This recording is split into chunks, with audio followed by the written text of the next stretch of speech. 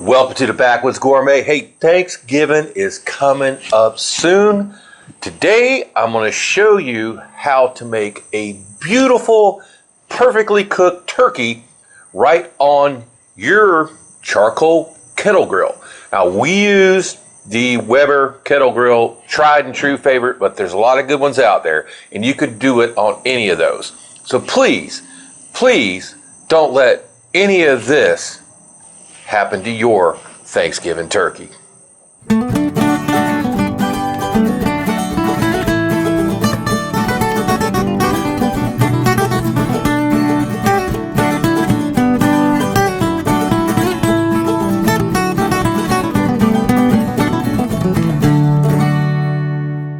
I know, those are all tragedies, you know. Deep fried turkey, if done right, could be awesome. It really can. I've had some good ones. I've had some bad ones. And I just know too many people that have had that problem with the fire. Okay. Some of these other bacon fails, I don't know how those happen. But at any rate, if you follow this simple procedure we're going to show you right here in this video, your turkey will come out perfect every time with none of those fails like you just seen. But what I made that brine, I took 1 cup of this kosher sea salt, mixed that with, that's 1 full gallon, not from concentrate, apple juice. All right, so I just put some of this in here, shook it up real good to make sure the salt was. So what we done was we put that turkey inside of a bag and put that marinade and that brine mixture in there, and we tied it closed. And we put a whole bag of ice on top of that. We did that 2 days ago. Okay, it's important. 2 days in this brine. So what we're going to do now is just we're going to take them out, dry them off.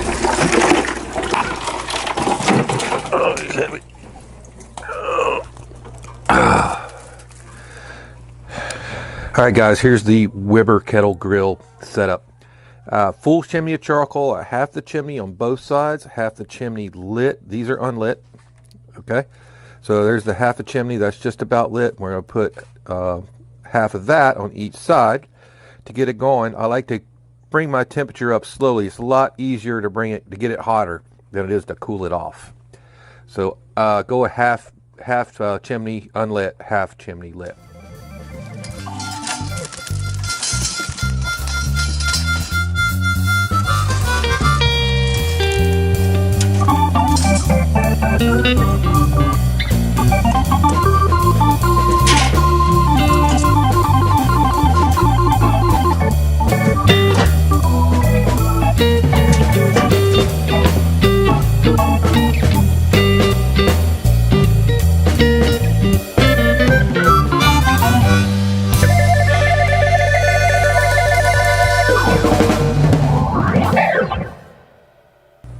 So what we're going to go ahead and do is we're going to go ahead and prepare some veg. We're going to put it in a pan, roasting pan, just like this good old roasting pan right there.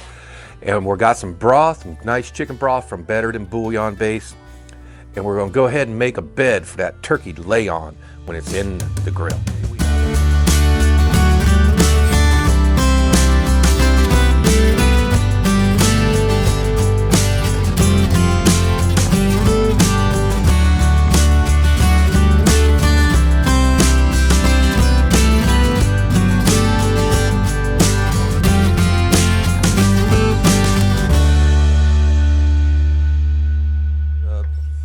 You'll be just about enough to cover the bottom of the pan. It's going to vary depending on the size of your turkey and your pan. Our turkey is pretty small, so be just fine. Kind of toss those up, and over here we got some. If I can get this box open, we got some dry thyme. Thyme is awesome on turkey. I'm just going to go ahead and kind of pull those twigs apart. Just put a few in there. This started out as fresh thyme, but if you leave it in the refrigerator in a package it comes in, it will dry in there very nicely. All right. Now, into that, got about 4 cups of chicken broth. And this is from Better Than Bouillon. It's been sitting here. Now let me stir it a little bit. All right. That's going to be the home for our turkey for about the next 2 hours over on the grill. So again, this pan here serves two purposes. A, it's going to keep our breast meat from overcooking on our turkey, and B, it's going to be a basis for a really kick-ass gravy we're going to make afterwards. So the last thing to go into this concoction is our turkey neck. Kind of put him down the side, and then we want our giblets. Looks like we didn't get much this time. We got a gizzard. So there's a gizzard in there, and you can also use these to help prop up your turkey if you need to get him to balance up in there. Okay, so we're gonna go ahead and prep our bird now. I got him mostly dried off, and I'm gonna do the same thing to his wings as I do with my my chicken wings. I'm gonna go right into his armpit here, right at that joint. I'll make a little slice in the skin. Okay, you don't want the slice to be too big. Then I'm gonna take my finger and go up under there and loosen that skin up where you can tuck that wing right up in there next to that breast meat, just like that. That has a lot of fat in that wingtip. We might have to take a little skewer and put right through here just to keep it in place. We'll do that.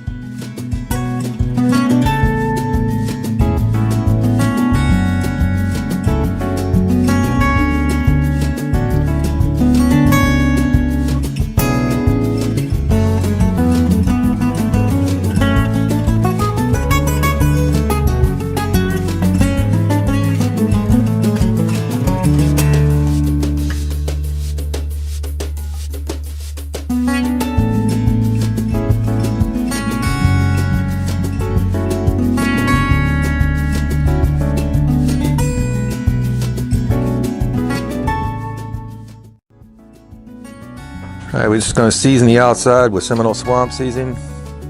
It's my favorite.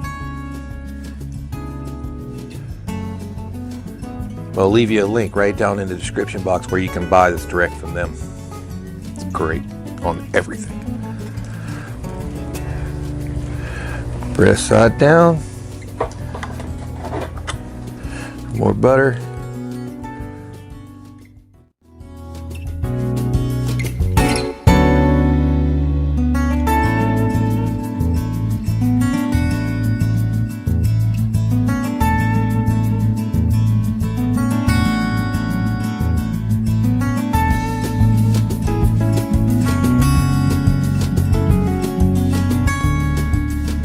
All right, grill's setting perfect, 300, right where we want it. We'll take our bird, we'll put him right down the middle, and right in the center. Both of those piles. He's sitting. I did pin his elbows back there with the skewer too. So what we need to do now is we want to introduce a little bit of smoke right at the beginning. So I got some. Either some Jack Daniel's whiskey barrel smoking chips. Haven't tried these yet, just opened them up. Somebody gave this to me for a gift last year. So just on one side, it'll be fine. That'll start giving us a nice smoke. Let's get that lid back on so our heat doesn't creep up on us. It's home for the next 2 hours.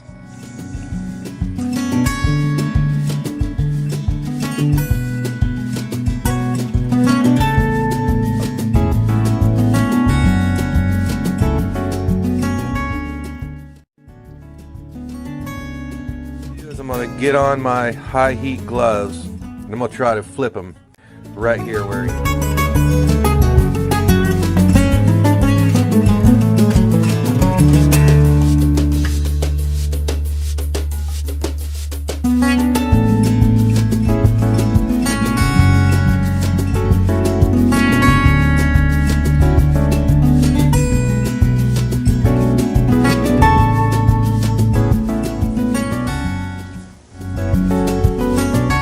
Alright, so I'm right in the side of the breast, thickest part, 165, that's perfect, color looks awesome. So let's go ahead and get it off. Then we'll start making our kick-ass gravy.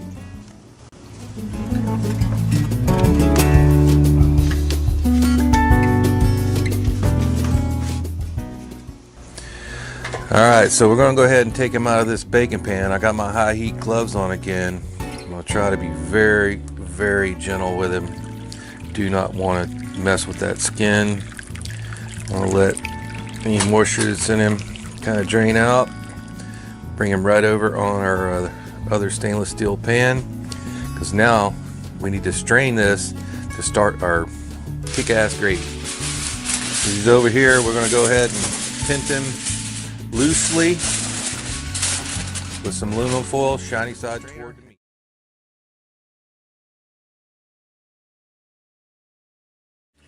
Just pour all those pan juices and pieces right in there. You see that, you know, it's well above where my bowl is. So I have another bowl right here standing by, and I'm going to lift this strainer. Let most of that go in there. Then we'll put it right over here. That's going to catch the rest of the juices, and it's going to allow that to cool down. And then we're going to pick that meat from that neck, which will go back into our kick-ass gravy. So while all that separation process is going on, I'm moving all of my charcoals now to the center of the grill. We're going to need some heat over here for our gravy. We already got a nice hot grill, so we might as well just go ahead and bring what we got back into the middle. Cowboy lump on there, that's going to catch really fast. And then we want to get some cast iron up on her.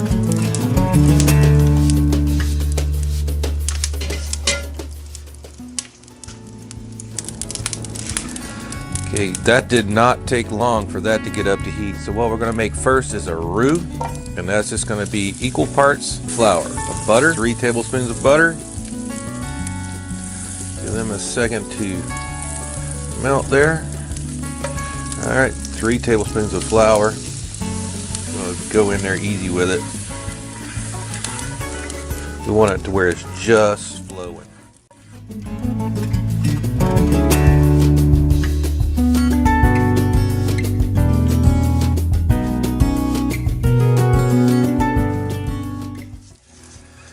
Okay, so that roux is nice and brown now. I actually took that off the fire for a little bit. I put in here we got some acorn squash sitting around the perimeters there, and here's some of the broth that we took out from under that turkey. We skimmed up the fat. Gonna have to add this a little at a time. Keep on stirring. Bring it up to the boil. As it boils, it's gonna thicken with that roux. So it's about time now to go get us a whisk so we can keep that nice and smooth. All right, sticking it up real nice, getting nice and smooth. I'm gonna go ahead and that's the turkey neck meat and the gizzard that we got with the turkey. Let's go ahead and whisk that in there. And I got more broth standing by. This needs to simmer a while. And that broth is gonna concentrate down. We don't want to season it yet until it gets close to the end, because it's easy to get this, you know, I don't know what kind of salt level we got in there yet, but you can get it too salty.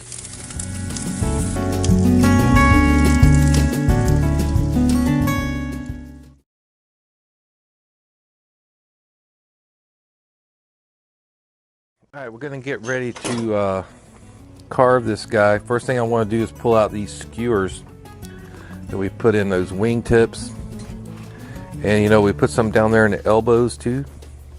See if we can get to that one, at least on this side. There it goes, beautifully tender. So what I'm going to do is I'm going to take the entire, I'm going to flay off that entire breast side. I go right in there by, you know, right beside the breastbone. Cut down right to the ribs. We'll follow those ribs down with our knife. A little gentle pressure in there.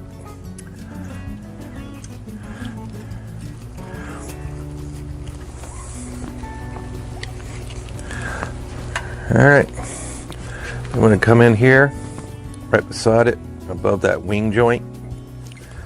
Cut all the way through. lateral line all the way to the ribs. All right, I'm just going to peel that right. Ooh, ow, that's really hot still. Said we're going to peel it, but we're going to get it there in the knife. Take that right off. I'm going to move that right over to our cutting board.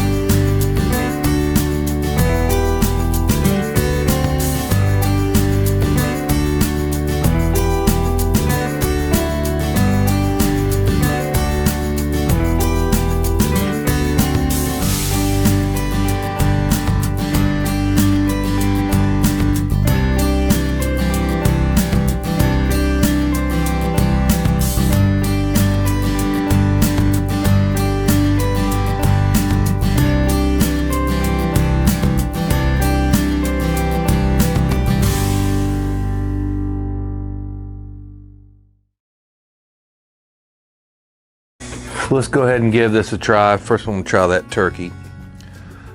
We browned this for 2 days, apple juice.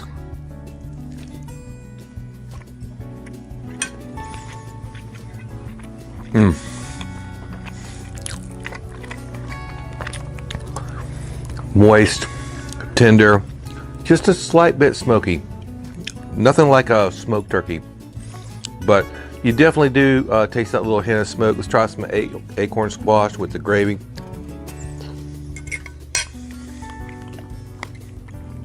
Wow, homemade bread and gravy.